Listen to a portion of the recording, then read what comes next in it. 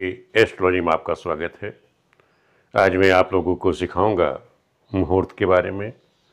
जैसे आजकल शादी विवाह का समय चल रहा है, आप लोगों के पास लोग आ रहे होंगे कि गुरुजी हमें बताइए विवाह मुहूर्त निकालना, या हमारे बच्चों का ये नाम है उनके मुहूर्त निकालिए, कब कब उनका विवाह बन रहा है। तो ये चीज़ निकालने के लिए आपको आना चाहिए। आप लोग क्या करते हैं कि आप लोग देखते हैं कि अपने जो जिससे आप लोग ज्योतिष सीखे कुछ सीखते हैं, उनके पास जाते हैं, उनसे निकलवा लेते हैं।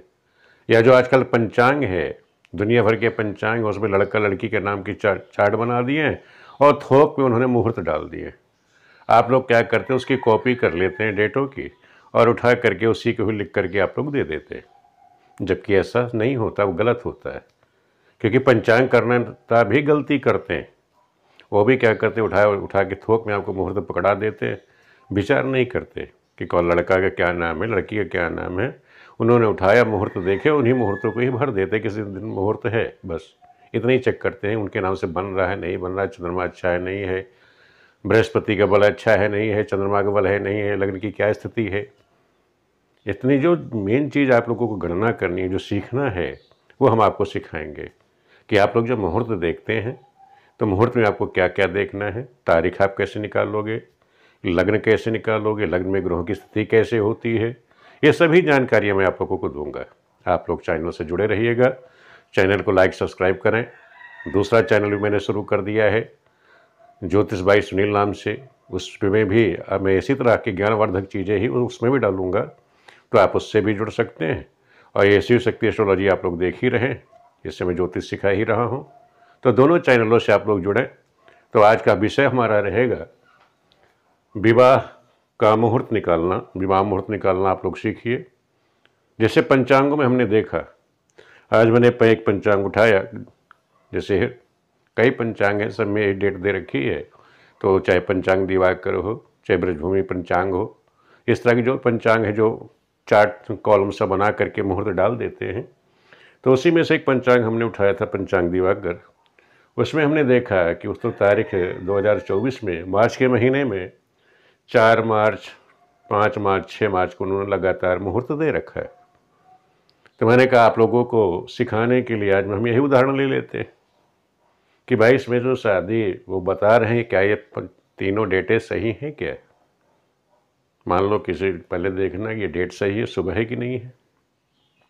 और मान लिया जिनके नाम से मैंने जो जजमान थे, जो लड़का लड़की थे, मान लिया वो लड़के का नाम अजय है और लड़की का नाम सुनीता है, उन्होंने दोनों के ही नाम से ये डेटें शुभ लिख रखी है, दोनों के नाम से डेट शुभ रख रखी है। अब हमें ये देखना है ये शुभ है भी कि नहीं है। अब हम आज आपको यही सिखाएंगे। सबसे पहले देखना है आपको कि जो मास है, मार्च का महीना, अब मार्च के महीने में जो सूर्य है किस राशि में गोचर करते हैं, तो सूर्य में लड़के के इसके कुछ सूर्य देखे जाते हैं। तो उस लड़के जब सूर्य देखे जाएंगे तो सूर्य का गोचर कहाँ है मार्च के महीने में, मार्च में सूर्य गोचर करता है कुंभ राशि में। कुंभ राशि में सूर्य का गोचर कहाँ होगा, कुंभ राशि में। ध्यान रखो, सूर्य कुंभ राशि में गोचर कर रहा है मार्च के महीने में। अप्रैल से लेकर अभी अप्रैल तक बृहस्पति कहाँ गोचर कर रहे हैं, मेष राशि में। तो आप यहाँ मेष राशि नोट कर लीजिए कि जो वो मेष राशि में बृहस्पति आपके गोचर कर रहे हैं इस समय, वो कहाँ में गोचर कर रहे हैं, मेष राशि में। चंद्रमा का जो गोचर है 4 मार्च को धनु राशि में है, 5 मार्च को धनु राशि में है, उस दिन भद्रा भी लगी हुई है, और 6 मार्च को मकर राशि में ये सूर्य का उस समय गोचर है, वो चंद्रमा का गोचर है। अब हमें निकलना है कि मान लिया कि कोई लड़का है, अजय नाम का है, कन्या कुंभ राशि की है। अब इनके नाम से क्या ये डेटें शुभ हैं क्या, अब हमको यही निकालना है, आपको सिखाना है। तो आप क्या करेंगे, सबसे पहले सूर्य बल चेक करोगे।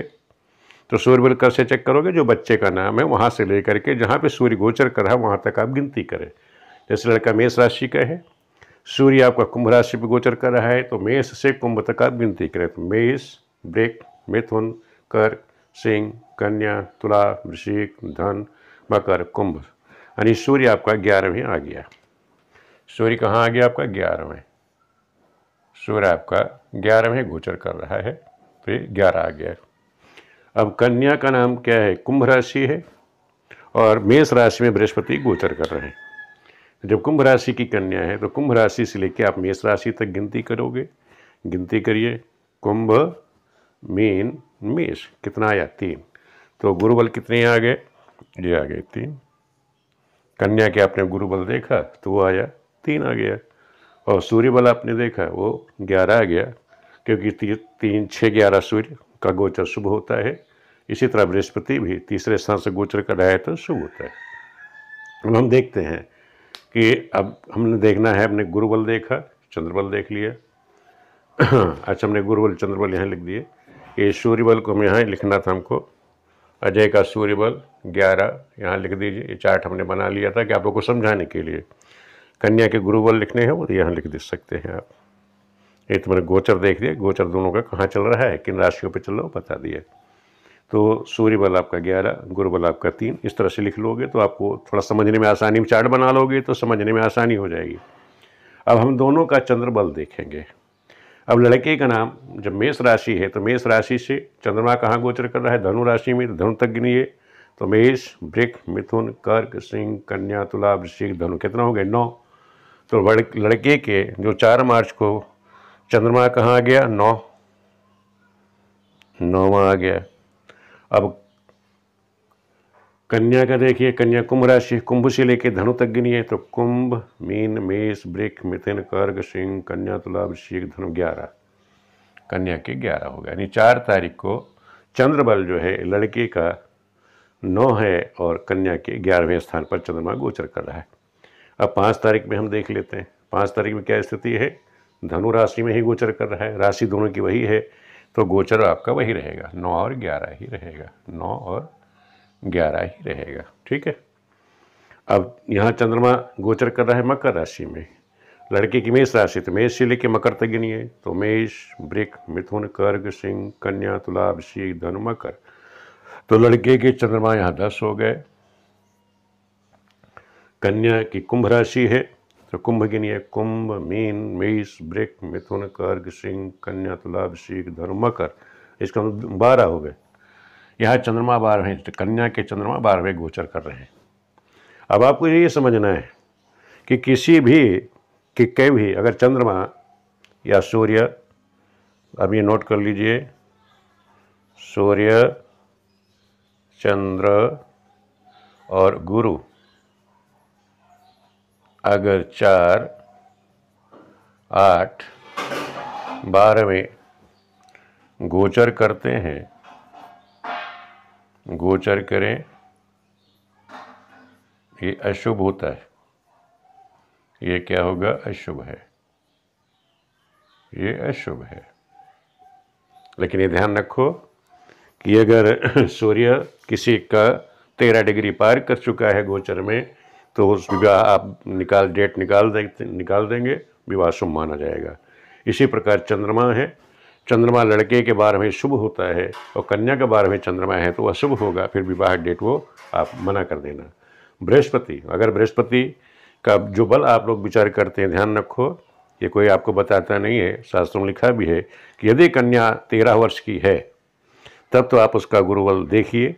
अगर वो 13 वर्ष से ज़्यादा हो गई है, प्रौढ़ हो गई है, 18 वर्ष जो 16 है, तो आप उसका गुरुबल नहीं देखेंगे, केवल चंद्रबल, लग्न बल देख करके उसका विवाह कर दें, बच्चों का कभी कोई अनिष्ट नहीं होगा।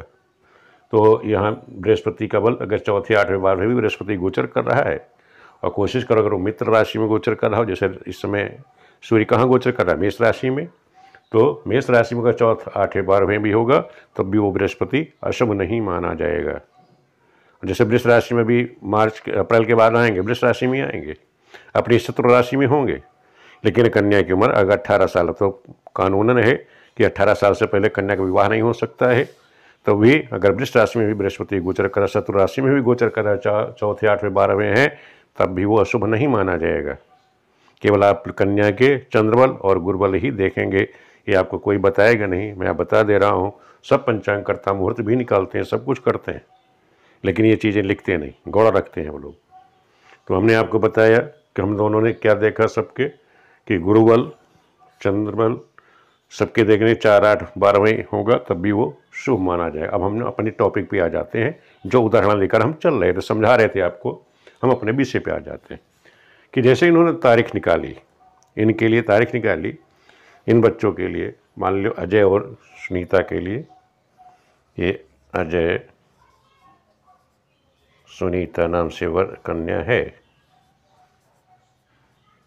तो हमने क्या देखा कि यहाँ पे देखो मैंने बताया सूर्य बल अच्छा है, कन्या के गुरु बल भी अच्छे हैं, चंद्र बल 4 तारीख को दोनों के शुभ हैं, तो यानी कि 4 मार्च इनके लिए शुभ हो गया। 4 मार्च इन दोनों के लिए शुभ हो गया। अब फिर हमने देखा कि दूसरी डेट कि सूर्य बल गुरु बल दोनों के शुभ हैं, सूर्य बल और गुरु बल और सूर्य बल दोनों बच्चों के ठीक हैं। चंद्र बल हमने देखा 9-11 चंद्र बल दोनों के यहाँ ठीक है। और लेकिन 5 तारीख को भद्रा लगी हुई है। दिन में तो भद्रा नहीं है। अगर दिन में भी विवाह करते हैं उस दिन, तब तो भद्रा जो है उस दिन लगी हुई है रात्रि में, तो भद्रा लगने की वजह से हम ये कहेंगे भद्रा में विवाह ना किया जाए तो अच्छी बात है, क्योंकि इस दिन भद्रा लगी हुई। इसका थोड़ा सा आप लोग, वैसे कहा गया स्वर्गे भद्रा शुभम कार्य पाताले चादनागमागी, स्वर्ग की भद्रा है तो विवाह किया जा सकता है। लेकिन मैं तो यही राय दूंगा कि भद्रा हो कैसी, चाहे वो स्वर्ग की ही क्यों ना हो, तो भद्रा में किस तरह का कोई कार्य ना किया जाए। वो आप लोग अपनी बुद्धि के अनुसार सोच लेना, लेकिन मैं राय नहीं दूंगा, क्योंकि उस दिन भद्रा लगी हुई है। भद्रा चाहे वो स्वर्ग की हो कहीं की भी हो, अनिष्टकारी तो अनिष्टकारी होता है, अपने स्वभाव के अनुसार वो अपना फल जरूर देगा। भद्रा अनिष्टकारी है तो चाहे स्वर्ग में रहे चाहे कहीं भी रहे, वो अपने स्वभाव के अनुसार फल जरूर देगी। तो इसलिए 5 तारीख को भद्रा है, तो 5 तारीख को हम भद्रा में शादी करने के कभी किसी को राय हम नहीं देते। दूसरा फिर हम 6 तारीख को आ गए। 6 तारीख को हमने देखा कि दोनों बच्चों के सूर्य बल गुरु बल अच्छे हैं। और यहाँ देखिए चंद्र बल में हमने देखा कि लड़के के नाम से चंद्र बल तो 10 है, लेकिन कन्या का जो चंद्र बल है वो 12वां। और ये ध्यान रखो, मैंने बताया था कि केवल वर के ही 12वें चंद्रमा शुभ होते हैं, कन्या के नहीं। तो यहाँ कन्या के 12वें चंद्रमा है, इसलिए ये डेट भी शुभ नहीं है। ये डेट भी आपकी गणना के अनुसार ये शुभ नहीं है, केवल यहाँ 4 तारीख ही शुभ हुई। अब आप लोग क्या करते हैं कि पंचांग उठाया, पंचांगकर्ताओं ने जो मुहूर्त थोक में डाल रखे हैं, आपने भी वही कॉपी करके डाल दी। अब मान लिया आपके कहने के अनुसार उसने 5 और 6 तारीख डिसाइड कर दी शादी, तो बच्चों का क्या होगा, विवाह के बाद अनिष्ट होगा कि नहीं होगा? भाई चंद्रमा मन का कारक है, मन अशांत होगा बच्चों का कि नहीं होगा? बृहस्पति यहाँ भद्रा लगी है, भद्रा अपने स्वभाव के अनुसार फल देगी कि नहीं देगी? उनकी जीवन देगी, जरूर देगी। तो इसलिए बच्चों का अनिष्ट हो जाता है। कभी कभी हम इस तरह की गलतियाँ करते हैं। तो अगर अपना कोई जजमान आपके पास आया है, आपको पैसा दे रहा है, दक्षिणा आपको देता है कि गुरु जी ये करिए, तो आपकी ड्यूटी बन जाती है कि नहीं, कि पंचांगों में जो मुहूर्त दिए हैं उसका इस्तेमाल करो। मने मना नहीं करता, लेकिन उसमें देख लो आप बच्चों के नाम से बन रहा है कि नहीं बन रहा है।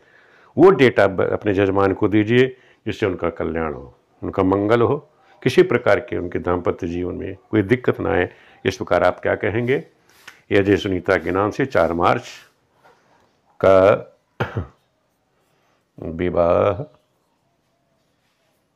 विवाह शुभ है। आप पंचांग की तरह ये नहीं कह देंगे कि 4, 5, 6 शुभ है। केवल आपने चेक किया कि ये 3 डेट में केवल एक डेट हमको शुभ मिली, वो 4 मार्च का विवाह इन बच्चों के नाम से शुभ है। ये करेंगे तो बच्चों कभी कोई दिक्कत बाधा नहीं आएगी। आप लोगों को मैं दिखा देता हूँ कि कैसे पंचांगकर्ताओं ने गलती करी हुई है, आप लोग भी उसको देखो। जैसे ये मेष राशि का है,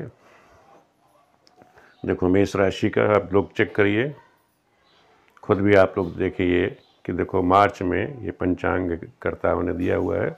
देखो यहाँ पे मेरी उंगली के पास कि 4, ये तारीख दर की 4, 5, 6, 12 तारीख को विवाह शुभ लिखा हुआ है, इन्होंने लिख दिया। इसी तरह कन्या के देखिए, कन्या कुंभ राशि की है, ये रही कुंभ राशि। कुंभ राशि में देखो यहाँ मार्च में, ये रहा मार्च 4, 5, 6, 12, यहाँ भी लिखा हुआ है, देखो मेरे अंगूठे के पास में। तो इस तरह से पंचांगकर्ताओं ने देखो, इसी तरह आप लोग इस्तेमाल करते हैं। पंचांग सभी के पास ये होगा। इसी तरह के पंचांग आते हैं जिसमें चार्ट बने होते हैं और मुहूर्त ये थोक में दिए हुए हैं। आप लोग इसका इस्तेमाल करते हैं लेकिन इस चीज़ ध्यान रखो, इसका इस्तेमाल करना तो है, लेकिन आप ये भी ध्यान रखें, उसकी गणना कर लीजिए वो शुभ है या नहीं शुभ है, तब आप लोग उसका भी व्यवहार करेंगे। अब आप लोगों को मैं यही कहूँगा कि आप हमारे दोनों चैनलों से जुड़े रहें। शिव शक्ति एस्ट्रोलॉजी से तो आप लोग जुड़े हैं ही हैं, नया चैनल हमने शुरू किया है ज्योतिष भाई सुनील, उससे भी आप लोग जुड़िए। और सभी में हम ज्योतिष संबंधी, मुहूर्त संबंधी, फलादेश है, गणना है, किसी प्रकार की आपको कोई समस्या है, आप कमेंट करके भी पूछ सकते हो। कमेंट करो तो हम उस पर वीडियो बना करके आप लोगों को देते रहेंगे। वीडियो देखने के लिए आप सभी मित्रों का बहुत बहुत धन्यवाद।